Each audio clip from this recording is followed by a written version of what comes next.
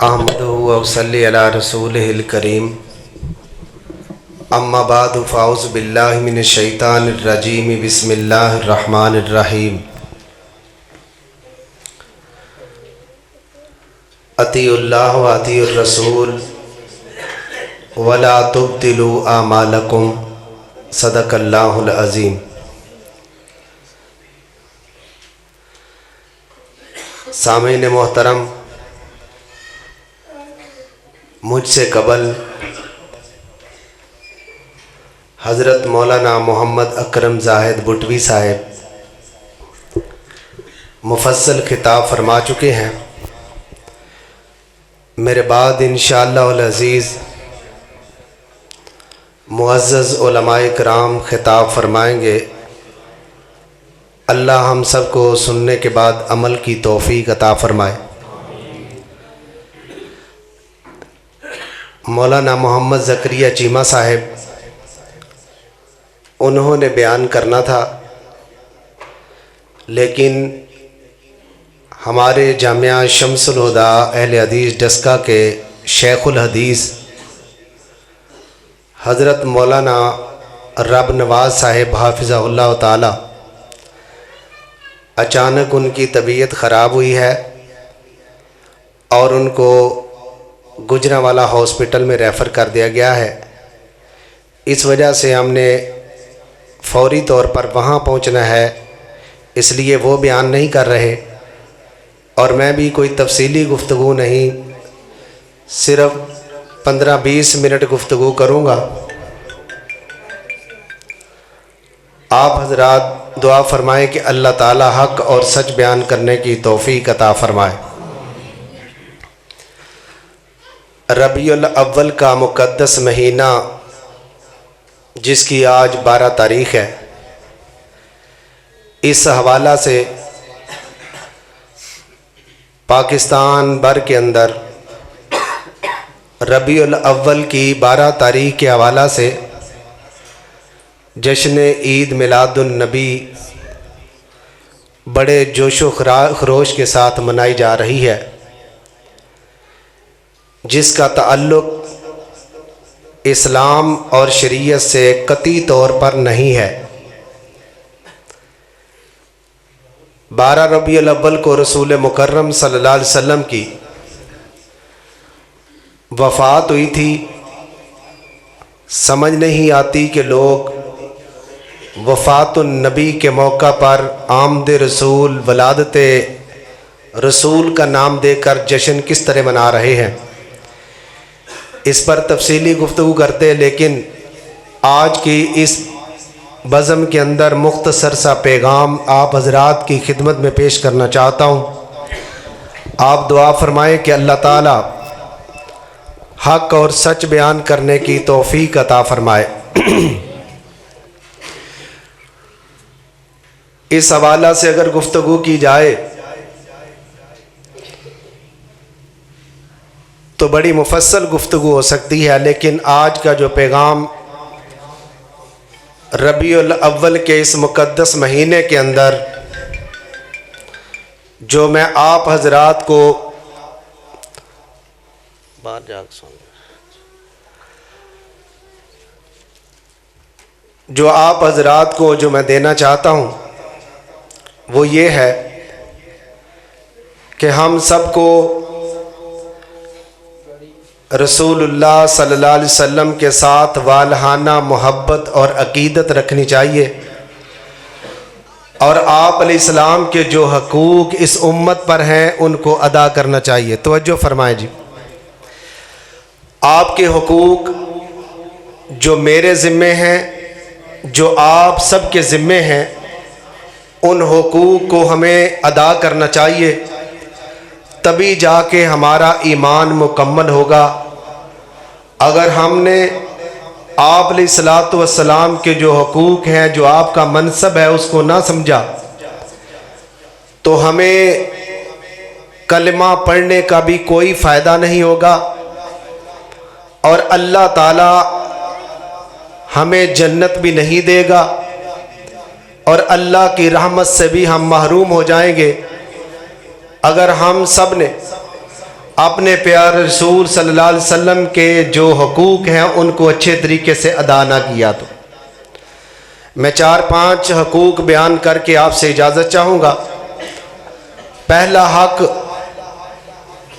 یہ کوئی اس کی ذرا کام کر، آپ علیہ السلام کا پہلا حق جو اس امت پر ہے، ایک امتی پر، مسلمان پر ہے، وہ یہ ہے کہ لِتُؤْمِنُوا بِاللَّهِ وَرَسُولِهِ، کہ اللہ اور اس کے رسول صلی اللہ علیہ وسلم پر ایمان لایا جائے کہ اللہ تعالیٰ نے 1,44,000 انبیاء کرام کو مبعوث فرمایا اور اس سلسلہ رسالت کو، سلسلہ نبوت کو اپنے آخری رسول جناب محمد الرسول اللہ صلی اللہ علیہ وسلم پر مکمل فرما کے آپ کو خاتم الانبیاء اور خاتم النبیین بنایا۔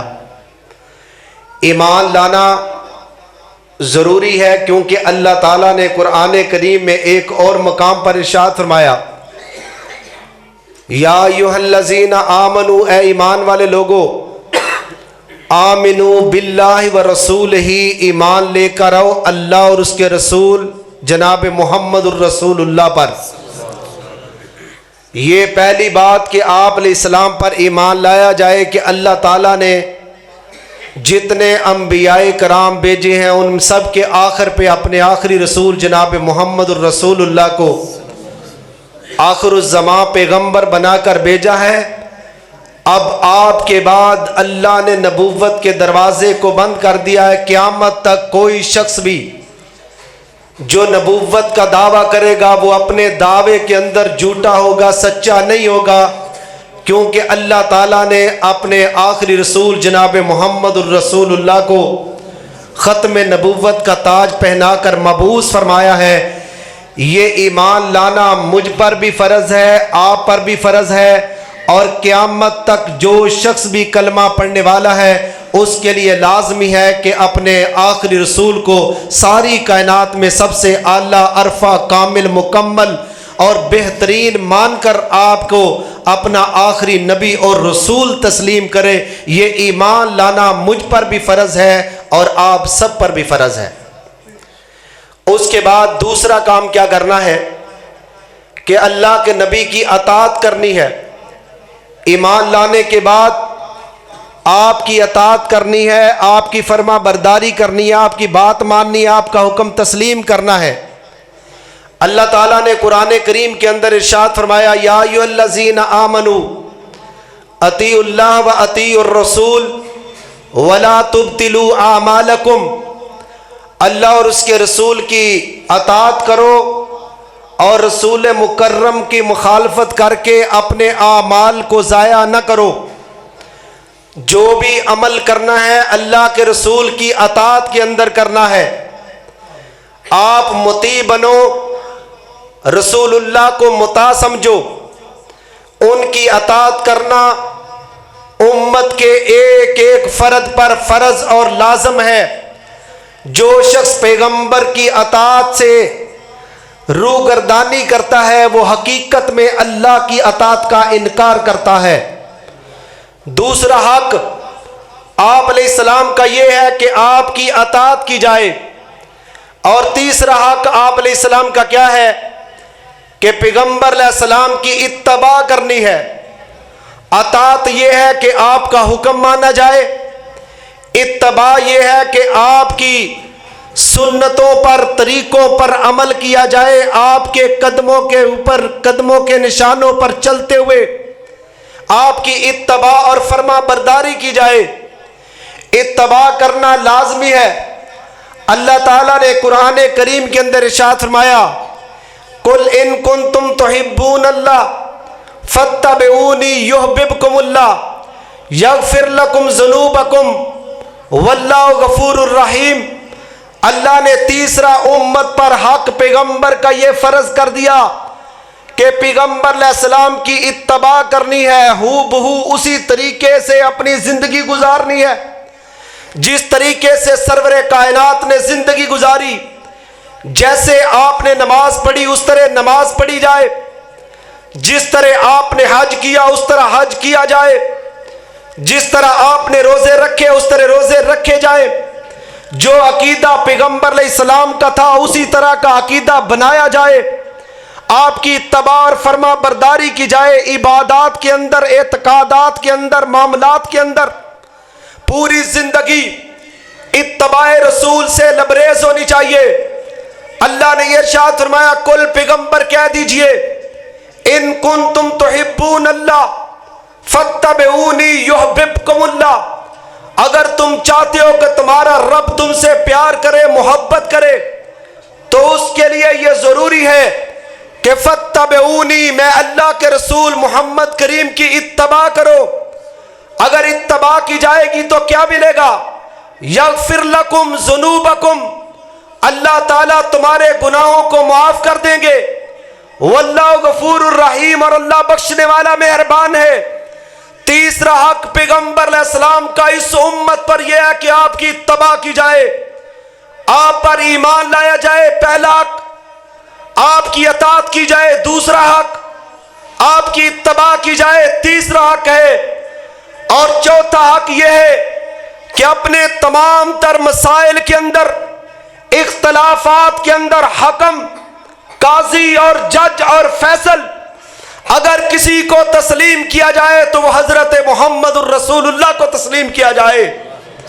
یہ امت پر لازم ہے، اگر کسی مسئلہ کے اندر، اگر کسی بات کے اندر اختلاف ہو جائے، ایک سمجھ نہیں آتی، ایک بات کرتا ہے، دوسرا دوسری بات کرتا ہے، ایک آدمی کا موقف اور ہے، دوسرے کا موقف اور ہے، تو اس موقع پر اپنی عقل کے گھوڑوں کو نہیں دوڑانا، اپنی مرضی نہیں کرنی، قیاس اور قول پہ نہیں جانا، اپنی رائے کے اوپر اس کی بنیاد کو استوار نہیں کرنا، بلکہ اس وقت یہ لازم ہے کہ اپنا حکم، اپنا فیصل، اپنا قاضی اور اپنا منصف اور اپنا جج اپنے پیارے رسول جناب محمد الرسول اللہ کو تسلیم کیا جائے۔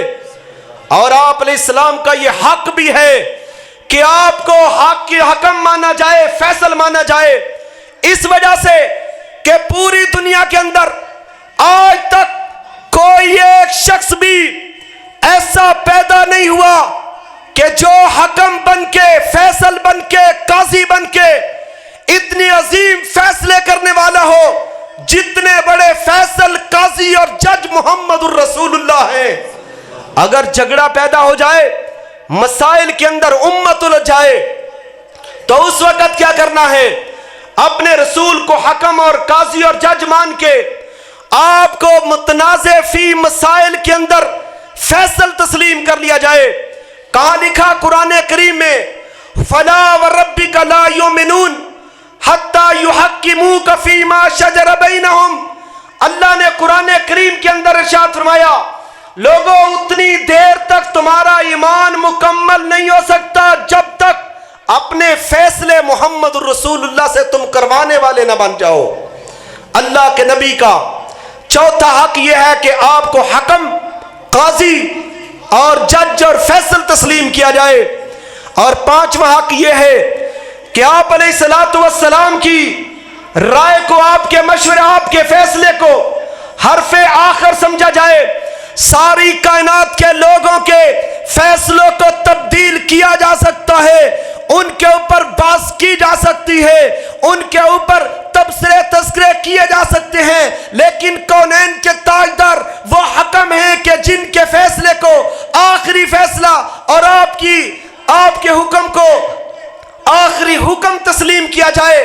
جب تک امت کے لوگوں تم ساری کائنات میں سب سے زیادہ آپ علیہ السلام کے فیصلے کا احترام کرنے والے نہیں بنو گے، اتنی دیر تک ہمارا ایمان مکمل نہیں ہو سکتا ہے۔ آپ علیہ السلام کے پیغام کو اور آپ کے حکم کو آخری بات سمجھا جائے۔ اور اس کے بعد چھٹا حق یہ ہے کہ آپ علیہ السلام کے ساتھ ہمدردی کی جائے، کیونکہ اس دین کی بنیاد خیر خواہی پر ہے۔ آقا علیہ السلام نے اس امت کی خیر خواہی کے لیے مارے کھائیں، اس امت کی خیر خواہی کے لیے جنگیں کی، اس امت کی ہمدردی کے لیے پیغمبر علیہ السلام نے اپنے دندان مبارک شہید کروائے اس امت کی ہمدردی کے لیے۔ بدر، احد اور خندق کے میدانوں کے اندر پیغمبر کفر کے ساتھ برسرے پیکار رہے اور لوگوں کو اعلان کر کے کہتے رہے، لوگوں رب تعالیٰ نے تمہاری کامیابی اس میں رکھی ہے کہ تم اپنی جبین نیاز کو پتھروں، درختوں، شجروں، حجروں کے سامنے سے اٹھا کے اپنے معبود حقیقی کے سامنے جھکا دو۔ یہ جو خیر خواہی کا جذبہ اور خیر خواہی کا مشن سرور کائنات نے امت کو دیا تھا، اب اس امت پر رسول اللہ کا حق ہے کہ یہ بھی اسی طرح امت کی خیر خواہی کرے جس طرح امت کی خیر خواہی محمد الرسول اللہ نے فرمائی تھی۔ یہ چھٹا حق ہے۔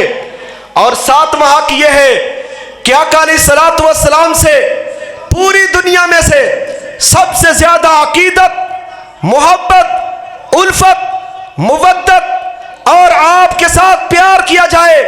سب سے زیادہ محبت کا مرکز اور محور اللہ کے بعد اگر اس امت کا کوئی ہے تو وہ جناب محمد الرسول اللہ کی ذات ہے۔ آقا علیہ الصلوۃ والسلام سے محبت کرنی ہے کس طرح؟ جس طرح صحابہ اکرام نے کی۔ اتنی محبت آج تک پوری دنیا کے اندر مشرق و مغرب، شمال و جنوب، زمین و آسمان کی وسعت اور کلابوں کے اندر آج تک کوئی مرشد، کوئی مقتدا، کوئی رہبر، کوئی پیر، کوئی امام آج تک ایسا پیدا نہیں ہوا کہ جس کے ماننے والوں نے اپنے مرشد سے اس طرح محبت کی ہو جس طرح محمد کریم سے محبت محمد کریم کے صحابہ نے کی ہے۔ اس طرح کی محبت کوئی نہیں کر سکا۔ اللہ نے یہ امت پر فرض قرار دیا ہے کہ میرے رسول سے محبت کرو۔ وہ محبت کس طرح؟ قرآن کریم ارشاد فرماتا ہے، قل ان کان آباؤکم وابناؤکم واخوانکم وازواجکم وعشیرتکم واموال اقترفتموها وتجارۃ تخشون کسادها ومساکن ترضونها احب الیکم من اللہ ورسولہ وجہاد فی سبیلہ فتربصوا حتی یاتی اللہ بامرہ واللہ لا یہدی القوم الفاسقین۔ اللہ قرآن میں کہتا ہے کہ لوگوں، اگر تمہارے باپ، تمہارے بھائی، تمہارے بیٹے، تمہارے خاندان، تمہاری برادریاں، تمہارے مکان، تمہاری جائیدادیں، اگر یہ ساری چیزیں تمہیں اللہ اور اس کے رسول سے اور اللہ کے راستے میں نکلنے سے زیادہ محبوب ہیں تو پھر انتظار کرو کہ آسمان والا رب ایسے لوگوں پر اپنے عذاب کو مسلط کر دے۔ یہ امت پر فرض ہے کہ ساری مخلوق میں سب سے زیادہ اگر محبت کرنی ہے تو وہ حضرت محمد الرسول اللہ سے کرنی ہے۔ آپ علیہ السلام سے محبت، آپ علیہ السلام نے خود ارشاد فرمایا تھا، لا یؤمن احدکم حتی اکون احب الیہ من والدہ وولدہ والناس اجمعین۔ لوگوں تم اتنی دیر تک ایمان والے نہیں بن سکتے جب تک تم اپنے ماں باپ سے، اولاد سے اور ساری کائنات کے انسانوں سے زیادہ محبت حضرت محمد الرسول اللہ سے نہ کرنے لگ جاؤ۔ محبت رسول اللہ سے کرنی ہے۔ اور آٹھواں حق کیا ہے؟ آٹھواں حق آپ علیہ السلام کا اس امت پر یہ ہے، لوگوں جو پیغمبر تمہارے لیے اتنی تکلیفیں، مشقتیں، صعوبتیں، مسافتیں، رکاوٹیں، تکلیفیں اور صدموں کو جھیل کے اس امت کو رب کا قرآن بھی دے دیا، اپنا فرمان بھی پہنچا دیا، پیغمبر نکیلے پتھروں پہ چل کے رب کی توحید کا پیغام اس امت کو دینے والے جو اتنے محسن پیغمبر ہوں، ان کا امت پر یہ حق ہے کہ یہ امت چلتے پھرتے اٹھتے بیٹھتے ہر وقت یہ کوشش کرے کہ پیغمبر کا نام اپنی زبان پہ لے کے درود و سلام کی آپ علیہ السلام پر بارشیں کرتی رہے۔ امت کے ایک ایک فرض پر فرض ہے کہ وہ محمد کریم پر درود و سلام کی بارشیں کرتا ہوا پیغمبر کے درجات کی بلندی کی دعائیں کرتا رہے۔ یہ امت کا حق بنتا ہے۔ اللہ نے قرآن کریم میں حق بیان فرمایا، ان اللہ و ملائکتہ یصلون علی النبی یا ایھا الذین آمنوا صلوا علیہ وسلموا تسلیما۔ امت کے لوگوں تم پر فرض ہے کہ اپنے رسول پر درود و سلام، اللہم صلی وسلم علی نبینا، اللہم صلی علی محمد وعلی آل محمد कमा सल्लैता अला इब्राहिम, इस तरह दरूद पढ़ पढ़ कर तुम पैगंबर पर अपनी तरफ से भेजा करो। मुझे किबरियाई की कसम है, कौनैन के ताजदार ने कहा था जो बंदा मुझ पर एक मर्तबा दरूद पड़ेगा, आसमान वाला रब उसके ऊपर 10 मर्तबा अपनी रहमतों को नाज़िल फरमा देगा।